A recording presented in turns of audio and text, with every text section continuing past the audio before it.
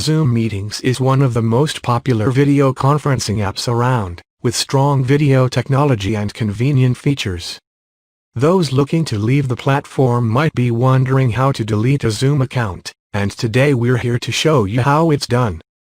Visit the zoom.us website. Sign into your Zoom account.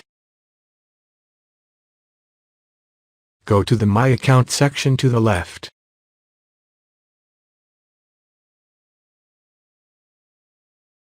Click on Account Management. And then click on Account Profile. Select Terminate My Account. Confirm by clicking Yes.